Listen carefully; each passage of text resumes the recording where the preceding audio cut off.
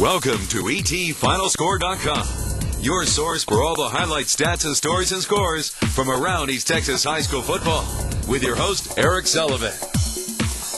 What's up, everybody? Welcome to the ETFinalscore.com football show, playoff edition, round number 2. Full slate of local teams in action. Eric Sullivan here in studio. We've got Nick Zielinski going to join us live from that monster matchup out in Forney tonight between Lindell and Henderson. Plus, we've got all of our Tyler Paper guys. They're going to be calling in for their games. Some of the games like that Chapel Hill one, it was way down in Huntsville. We'll have Clint Buckley on for that one. Clay Ilo from the ARP game. All the good stuff you need to know. Plus, of course, the Twitter feed is rolling right here. Your scores, updates, all the information you need. Or you can text me.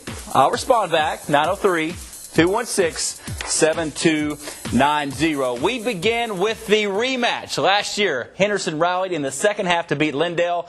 They went on to win a Class 3A state championship. Tonight in Forney, they met again. Here we go to Forney, Citibank Stadium. And early on, it's going to be Dale Barnes and that good running attack by Henderson. That, of course, is Jamal Kind. Jamal was not kind to Lindell tonight. They take a 7-0 lead. Love this play. Clay Price, Aaron Smith, quarterback throwback, and it is set up to perfection. Clay Price, once he's in the open field, you're not going to catch this kid. 75-yard touchdown.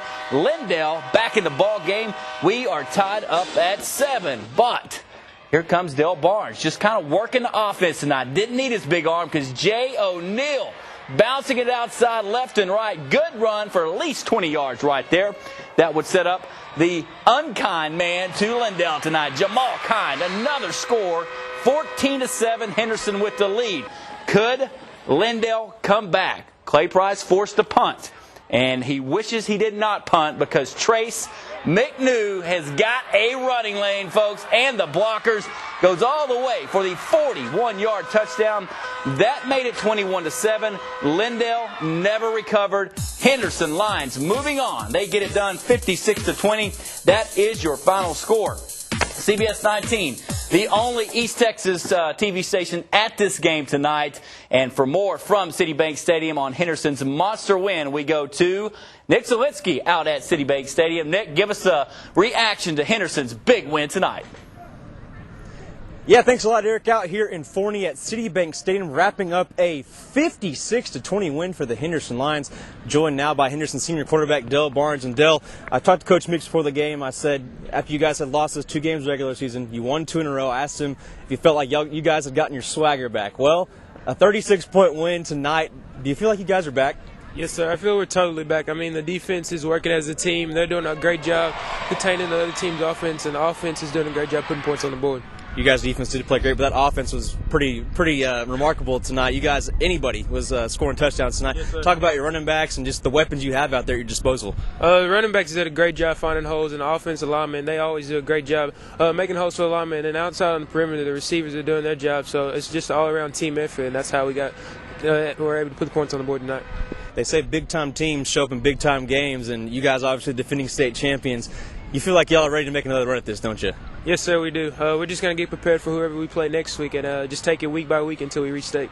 All right, Dale Barnes, congratulations on the victory tonight. Thank you. Good luck next week. Eric, these guys are moving on. They've definitely flexed their muscle tonight. Once again, 56-20, the final over Lindell. Like I said earlier, I think we might be in line for maybe another Henderson-Chapel Hill rematch a little bit down the road. That's going to wrap it up here in Forney. We'll send it back to you in the studio. Hold tight on that thought there, Nick. But great job there. Congratulations to Henderson. We got to move on now to Class 4A. The John Tyler Lions were in Waco tonight against Pflugerville-Hendrickson, a run-first team. Could JT hold up front and slow it down? Let's find out. We go to Panther Stadium in Waco, Hewitt. Here we go. Down by 7. This is going to be Greg Ward, the Quante Woods with the big touchdown pass. Down now again, but it's going to be Greg Ward keeping it himself.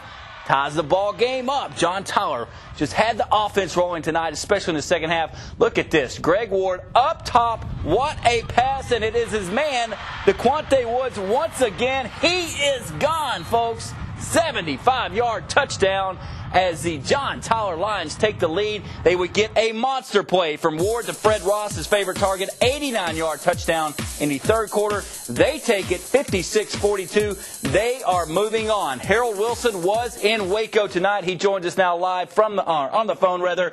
Harold, just a total opposite of what we thought this game would be, and John Tyler really showing off the offense tonight, right? Oh, did they, Eric? I mean, it was a night to remember. Greg Ward passed for 494 yards and 6 touchdowns.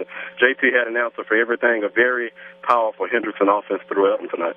When you look at this game and how it was played, Harold, this had a true playoff-like feel to it because both teams very well coached, both teams very good. Yes. Hats off to the offense. People are going to say what's wrong with the defense, but, hey, I mean, you got to look at what JT can do. And what they can do is move the ball possibly as good as any team in the state of Texas in Class 4A. That remains to be seen. But for now, their offense is one of the best. I mean, they ran the ball. They passed it. Big play after big play. They look very impressive. All right, Harold, I just got word, your tweet, as a matter of fact. We got a JT Harold Highland Park matchup. Is that correct? Yes, and that's about as good as it gets these days. JT and Highland Park next Friday, Waco ISD Stadium at 7:30. Looking forward to that one. Harold, you might as well stay in Waco for a few weeks, my friend. I think we're going to see the Lions there. Great job, as always. Let's go back to Class 3A now. With Henderson winning tonight, we have to check on the top-ranked Chapel Hill Bulldogs. And what a ball game. This one was a heavyweight bout, folks. Left and right, punches going everywhere. But in the end, it's going to be Chapel Hill getting it done.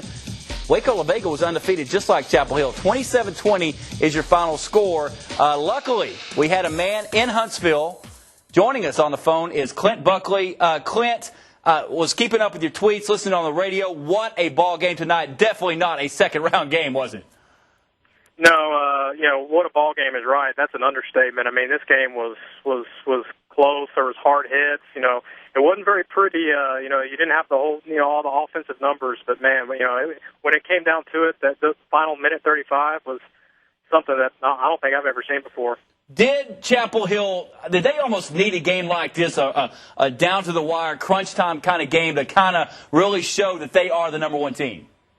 Yeah, that's something they really didn't have going into the state championship game last year. They kind of blew everybody away up until they got to the state championship game against Henderson, and this is definitely going to serve as a wake-up call. Coach Sidden said after the game they didn't play their best football, and they felt real fortunate to come away with a victory. All right, what do we know for round number 3? Have you heard anything yet, Clint?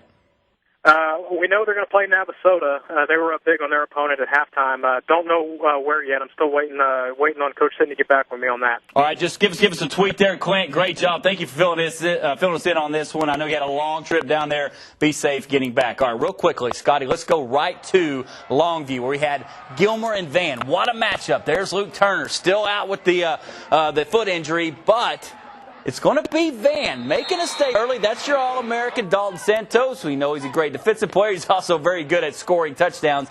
They have the lead 7-0 after a turnover. Bam! Here comes the Gilmer Buckeyes. That is going to be Mr. Jordan Traylor to Traylon Webb. 75-yard touchdown. This ball game is tied. Garrett Smallwood, known for his arm, but look at the space he gets going right through the Buckeye defense. That's good for 20 yards.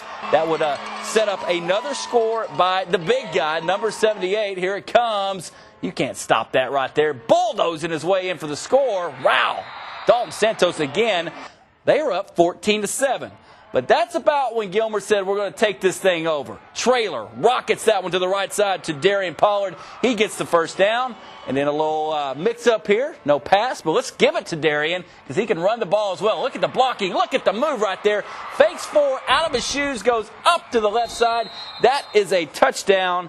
And Gilmer was down early in this game. They win big. 57-40 is your final score. The Buckeyes still undefeated and moving on. Over at Mesquite Memorial Stadium tonight, Sulphur Springs and Corsicana.